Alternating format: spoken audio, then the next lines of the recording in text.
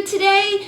We are so blessed to spend every single Saturday with you guys, and we are so happy to be part of your lives, and we thank you so much for tuning in every week. Yes, I look forward to every Saturday spending the morning with you, saying hello to you guys, and just talking about God with you guys, and just being able to grow in our faith. It's been a true blessing, hasn't it? Yes, it has. It has. So today we're going to talk about the woman that was at the well.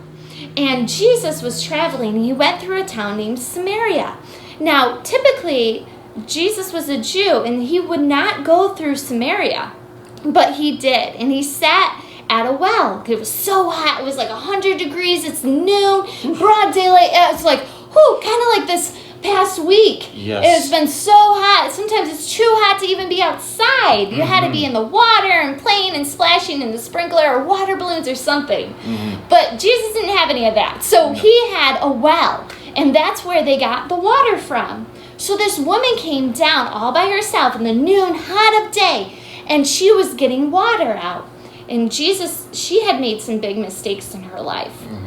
She made some mistakes that weren't good choices. But Jesus still loved her. And so Jesus said to her, "Can you get me water?" And she said, "What? Why are you asking me? First of all, I'm from Samaria. You're a Jew. I can't be giving you water."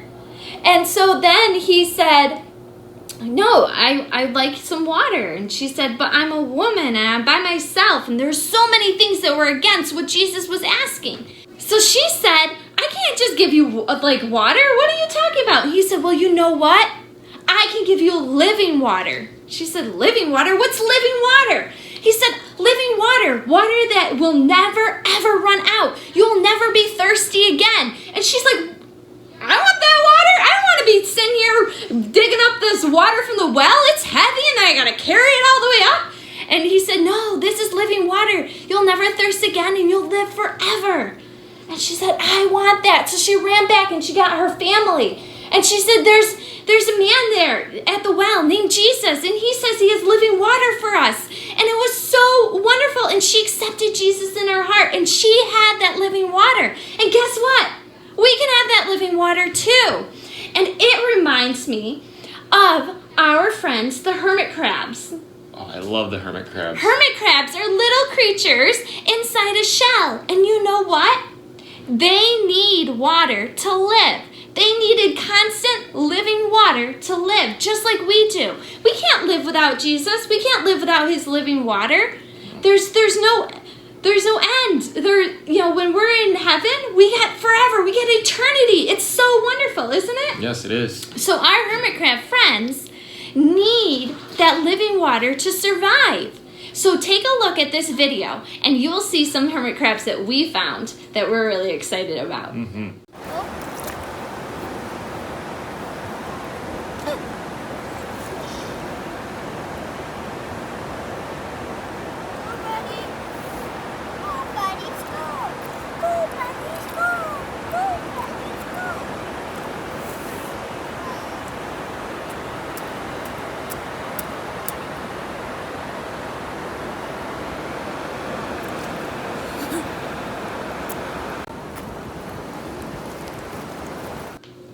It was so great seeing those hermit crabs, wasn't it? Oh, it's so much fun watching them crawl around through the water. water. And it reminds me that they needed living water to live, and so do we, just like the woman at the well. Yes.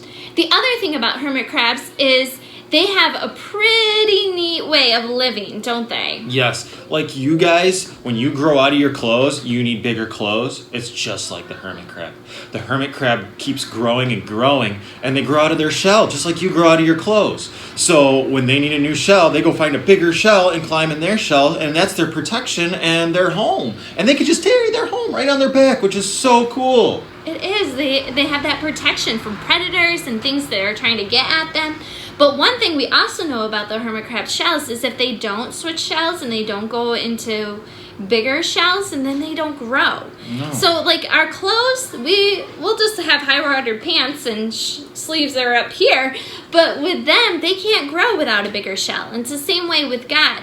We can't grow if we're not in God's word and we're not learning about him and we're not praying to him and we're not worshiping him, then we can't grow into a bigger shell either. So like when the hermit crab is growing into a bigger shell. It's like us growing to know Jesus better and have a better relationship with him. Yes.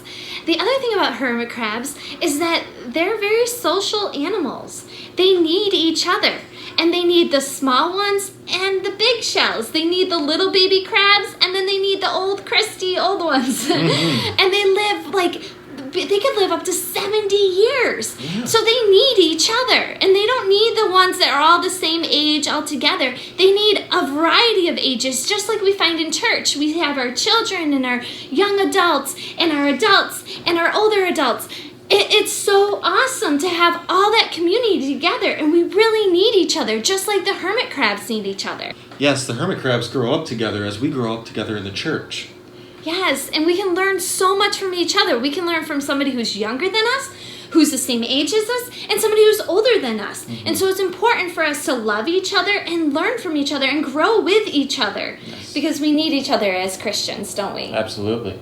That's awesome. So boys and girls, I hope that you can do some exploring this week and find some wonderful creatures that God created. Yes. You might not find a hermit crab, although there are some in fresh water. So if you find one, please let us know. Yes. But you might find other creatures that God created that have the similar characteristics of what we described.